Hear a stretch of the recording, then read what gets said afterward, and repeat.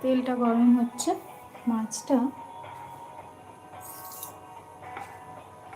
এই যে একটা করে মাছ নেব, এইভাবে জাস্ট এক্সট্রা এটা আমি ফেলে দেবো, কিন্তু এক্সট্রা যেটা গায়ে লেগে থাকবে সেই বেসনটা আমি বের করে দেবো। এইভাবে কিন্তু এক একটা মাছ আমি ভাজবো, ঠিক আছে। তেল গরম হয়ে গেছে মোটামুটি,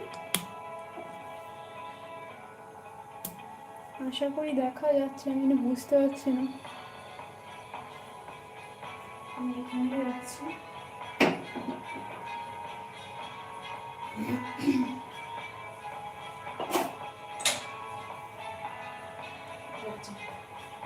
এই মাছটা এই যে ঝরিয়ে নেব, একদম ঝরিয়ে নিয়ে এটা তেলে দেবো।